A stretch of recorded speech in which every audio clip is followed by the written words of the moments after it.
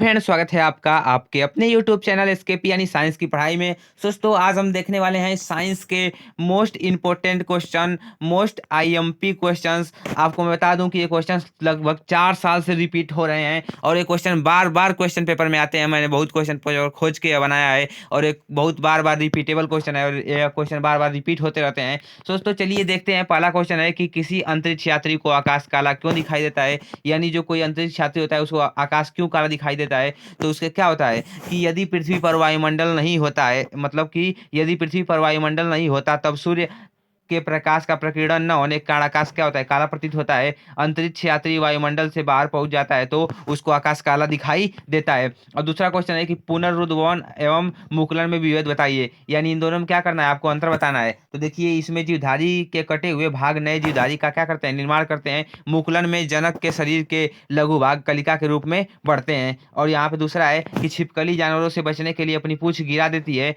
जब पूर्ण वयस्क मुकुलन जनक शरीर के से पृथक हो जाती है तब नई जीवधारी के रूप में विकसित हो जाती है। ये दोनों में क्या है, अंतर है।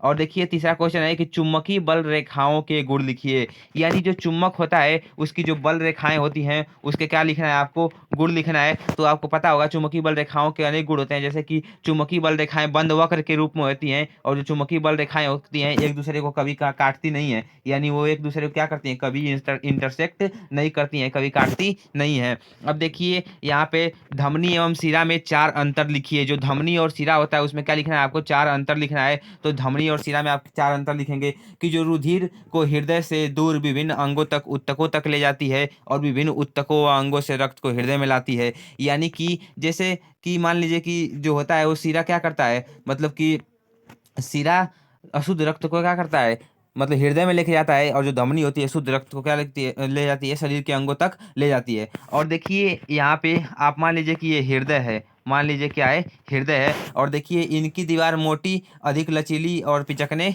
वाली होती है। मतलब कि आपको मतलब समझ में आ रहा होगा कि इसलिए मोटी रहती है क्योंकि जब हृदय प्रेशर से जब शरीर में क्या करता है, जब रक्त को प्रवाहित करता है तो मोटी दीवार चाहिए, इसीलिए वो मोटी होती है। और दूसरा क्या है कि इनकी पतली दीवारें होती हैं, कम पेशीय, न के बराबर लचीली और पिचकने वाली होती हैं। क्योंकि जब जो शुद्ध अशुद्ध रक्त रहेगा जब शरीर से जाएगा हृदय में तो बहुत धीमी गति से जाएगा, तो इसीलिए क्या होती है, पतली होती हैं इसकी दीवारें।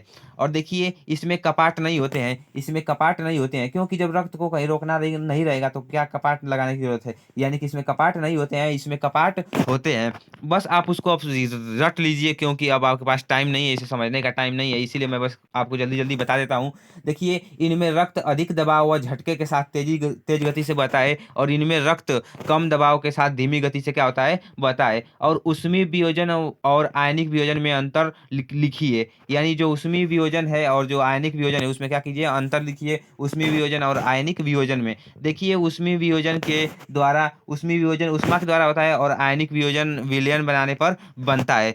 और देखिए उष्मीय वियोजन में उत्पाद उदासीन अणु होते हैं और उदासीन अणु होते हैं आयनिक वियोजन के लिए माध्यम आवश्यक नहीं है। और उष्मीय वियोजन में उत्पाद पृथक किए जा सकते हैं, आयनिक वियोजन में उत्पाद क्या हो सकते हैं, आयन होते हैं, इसको पृथक नहीं किया जा सकता है। अब देखिए पांचवा है कि पीएच से आप क्या समझते हैं, शुद्ध जल में हाइड्रोजन आयनों का सांद्रण क्या होता है। दोस्तों, विलयन में की हाइड्रोजन आयन की सांद्रता के ऋणात्मक लघुगणक को पीएच कहते हैं और पीएच बराबर minus log H plus ion होता है। ये पीएच की परिभाषा है, सिंपल आप इसे याद कर लीजिए कि विलयन की हाइड्रोजन आयन की सांद्रता के ऋणात्मक लघुगणक को पीएच कहते हैं। अब देखिए शुद्ध जल में हाइड्रोजन आयनों का सांद्रण 1 × 10⁻⁷ मोल प्रति लीटर होता है। इसको आप इतना लिख देंगे तो आपको नंबर मिल जाएगा। अब देखिए सोडियम हाइड्रोजन कार्बोनेट के प्रमुख उपयोग बताइए। तो जो सोडियम हाइड्रोजन कार्बोनेट यानी कि बेकिंग पाउडर होता है आपका, तो बेकिंग पाउडर बनाने में जो बेकिंग सोडा एवं टार्टरिक अम्ल का मिश्रण है, बेकिंग पाउडर बनाने में इसका प्रयोग किया जाता है और जो बेकिंग सोडा एवं टार्टरिक अम्ल का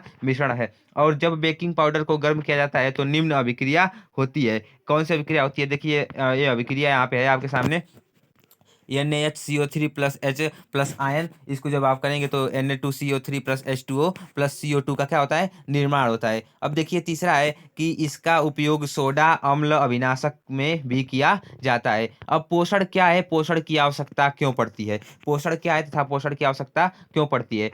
तो शरीर को जीवित रखने के लिए कोशिका में निरंतर उपापचय होता रहता है। उपापचय के लिए भोजन या कच्चा माल जो उधारी वातावरण से लेते हैं इसे पोषण कहते हैं। ऊर्जा उत्पादन, मरम्मत तथा वृद्धि के पोषण की आवश्यकता पड़ती है। यानी कि आपके शरीर में जब ऊर्जा नहीं रहेगी तो मान लीजिए पोषण लेंगे तभी तो ऊर्जा होगी, इसीलिए क्या होता है वो जरूरी है। अब देखिए जाइलम तथा फ्लोएम में पदार्थों के वहन में क्या अंतर है। तो देखिए जाइलम जल का वहन करता है, जो जो देखिए जाइलम जड़ से पत्तियों तथा अन्य भागों में जल तथा गोले लवण परिवहित करता है। और जो फ्लोएम होता है आपका, फ्लोएम फ्लोएम जो होता है आपका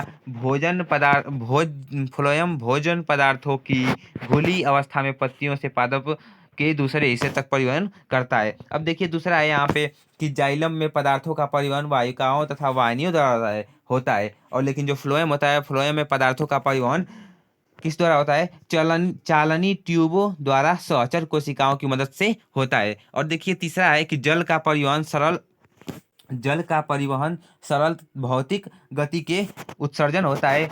जल का परिवहन सरल भौतिक गति के उत्सर्जन होता है। और तीसरा है इसमें का कि फ्लोएम में स्थानांतरण एक सक्रिय क्रिया है। इसको आप नोट कर सकते हैं अपनी कॉपी में। और देखिए 9वां क्वेश्चन है कि संक्रमण तत्व किन्हें कहते हैं, इन तत्वों की प्रमुख विशेषताएं लिखो। एक बहुत लोग नहीं जानते हैं लेकिन आपको लिखना पड़ेगा, इसको याद करना पड़ेगा कि आवर्त सारणी में यस तथा पी ब्लॉक के बीच तत्वों को संक्रमण तत्व कहते हैं। इनका अंतिम इलेक्ट्रॉन डी उपकोष में भरा जाता है। और विशेषताएं इनकी लिखनी है तो देखिए कि ये सभी तत्व क्या हैं, धातु हैं। और ये रंगीन आयन बनाते हैं। कैसा आयन बनाते हैं, रंगीन आयन बनाते हैं। इन तत्वों के आयन संकर आयन बनाते हैं क्योंकि इनमें उपकोष पूर्ण रूप से क्या होते हैं, भरे नहीं होते हैं। उपकोष पूर्ण रूप से भरे नहीं होते हैं। और स्वाच्छोस्वाच और श्वसन में अंतर बताइए। स्वाच्छोस्वाच क्या होता है और श्वसन क्या होता है। तो देखिए आप लिखेंगे स्वाच्छोस्वाच इधर श्वसन।